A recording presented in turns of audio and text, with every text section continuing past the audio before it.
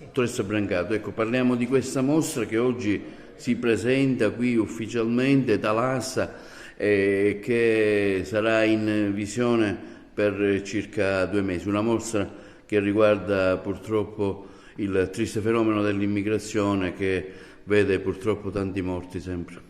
Sì, è una mostra che tocca la nostra sensibilità e noi abbiamo proposto una sfida, mettere a confronto quello che sono gli ex voto che sono stati donati a San Gerlando e che hanno come tema il mare, con una mostra fotografica d'autore di momenti salienti, momenti dolorosi e fortemente drammatici legati alla tragedia del Mediterraneo. Quale possa essere il legame?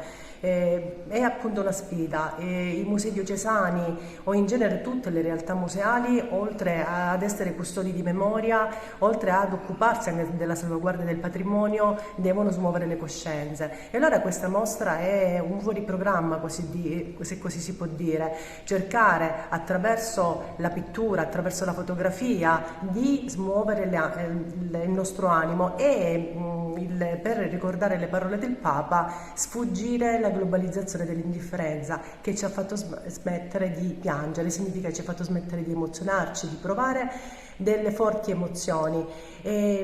Passato e presente all'interno di questa installazione vedono protagonista indiscusso l'uomo e il filo rosso è il mare che racconta preghiere, che racconta urla di dolore, il mare che racconta miracoli, e non c'è differenza tra pennellate e fotografia. Quelle onde del mare hanno tutti la stessa finalità, quella di captare quelli che sono momenti di alta tensione emotiva, e quindi il nostro auspicio è proprio questo: cercare attraverso questa installazione, attraverso l'arte, di smuovere le coscienze. Una benedizione per alcune chiese di Sicilia, Trapani, Agrigento, Caltanissetta,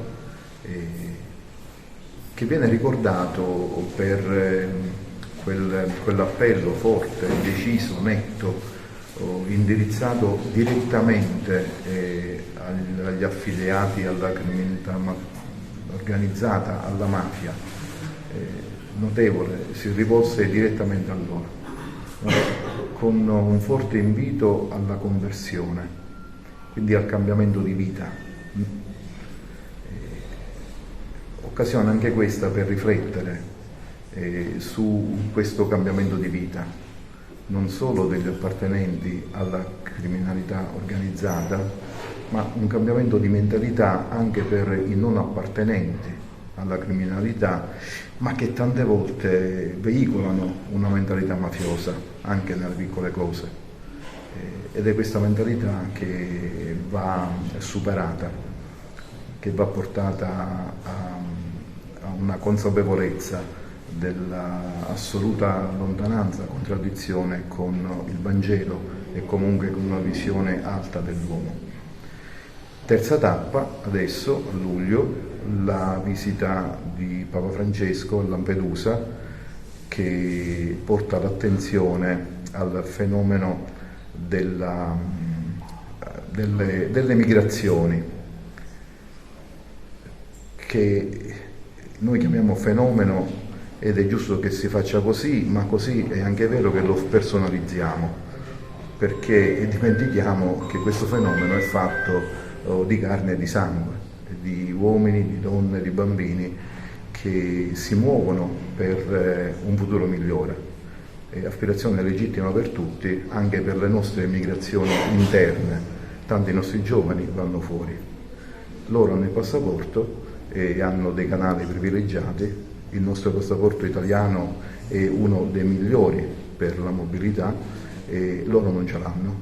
Allora forse bisogna chiedersi qual è un vero cambio di punto di vista sulle migrazioni, se è quello di trovare vie sempre migliori per bloccarle o se attivare percorsi di legalità per permetterle.